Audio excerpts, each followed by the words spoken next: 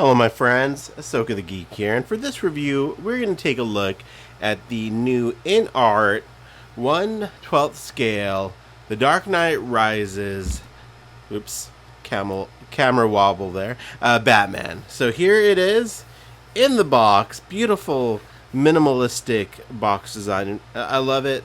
The logo, some information about this, and then very nice packaging.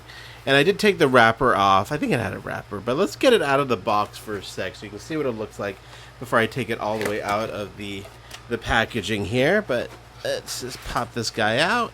So there is the figure itself. There's Batman, lots of extra hands, batarangs. He's got his EMP gun, and he's got a sticky gun. He also does come with a Bruce Wayne head, which we'll take a look at. There's my reflection and a stand as well. But yeah, without further ado, let's get this guy fully out of the packaging and let's take a closer look. Alright, so here's everything outside of the packaging. I apologize, I didn't talk about where I got this from. I ordered it from an overseas store a month or two ago. I pre-ordered it, arrived a couple of weeks ago. It was like around, say, 120 or so, perhaps. It was around that ballpark, so definitely, obviously, a pricier figure, more in line with Mayfex and whatnot. Let me know in the comments if you guys found it cheaper or more expensive. But again, that's what I roughly remember paying. It could have been more, honestly, but I had to pick this up because this is Inart's, I think, first attempt at a 1/12 scale, 6-inch sized action figure. They're obviously well known for their more like 12-inch size figures. I haven't bought any of those. They're really nice. I know they're really nicely done figures, but none of them have really ever captured my imagination that much. I prefer Hot Toys. Again, I know there's an argument to be made for why they're much better than Hot Toys, but for me, I've always liked Hot Toys, and they've continued to make products that I like at a more reasonable price point. I think Inart's figures are always a little pricier. Anyways, enough rambling. Let's talk about what's in front of us here. So, first of all, this stand, really nice stand. Love the quality of the stand. You got the Dark Knight, I think, can't really read it, but I think it says Dark Knight Trilogy or Dark Knight Rises. Yeah, this would be the Rises logo on it. But then also, you could display it like this as well. Actually, you can't really display it like that. I guess you could. You could flip it over if you wanted to, but just really nice quality. Really sort of, elegant stand. I really like that. I mean, the plastic stand piece here is very, not that elegant. It's been done many times. It's very common kind of stand. But the base itself, I really like. And it looks really cool. So really nice job on the stand there. The Christian Bale head, we will definitely take a look at this in more detail when I attach it to the figure. But it is amazing. This was the reason I bought this figure, just because of that Christian Bale head. I've never seen that good of a head sculpt at this scale from a company, so we'll definitely take a closer look at that. Comes with a few interchangeable faces or mounts. Comes with the EMP gun, the sticky gun, the grapple gun, and then here is the figure itself. So very, very nice looking Christian Bale Batman suit.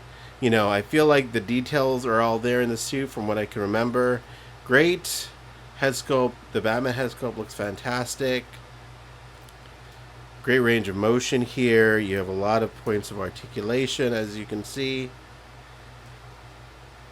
So you can make a lot of fun, cool Batman poses if you wanted to. There's armor pieces there. Not a wired cape, which I'm okay with, actually. I like the way they did the cape here. And there it is. It's a really nice looking 6-inch scale Batman figure. Again, great range of motion with the head.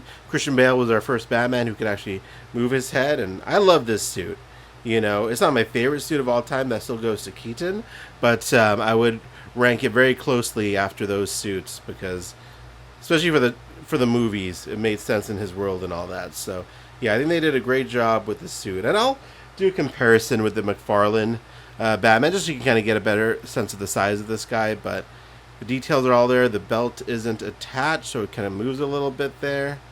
But yeah, really beautiful Batman figure. And then here is the EMP gun. Like that, you see the blue in there. Nicely done EMP gun. So those are fine. But let's see how he looks with the Christian Bale head on him. And it just, the whole thing kind of pops out there. Well, I popped it on 2 pieces. And then you just put this on. And voila, what did I say there? I don't know. There is Christian Bale. Man, and this is just an incredible head sculpt. Look at that. It is just a mini Christian Bale. And for this size of a figure, it's incredible how they got this. And I think Queen Studios, that's what I saw in the box. I think they're the ones who did the head sculpt specifically. But man, the hair looks great.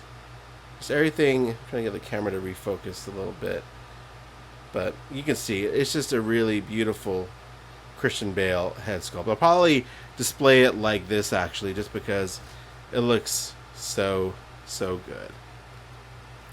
Yeah. Oh, look at that. Yeah, it's perfect. It's a really beautiful head sculpt. You know, I think at this price point, even though it's a pricier figure, the other ones that I think they're planning on doing more in this scale.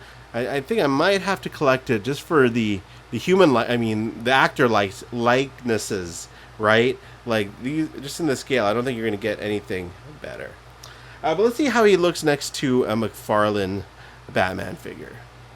Alright, so there's a comparison with a McFarlane figure. You can see huge height difference there between the two. And if I'm being honest, you know, objectively, obviously, the Inart version is better. I mean, just, you know, the more detailing, the color scheme, things like that. But I still love this McFarlane one. And this is like, what, $25 a McFarlane one? Inart's over $100.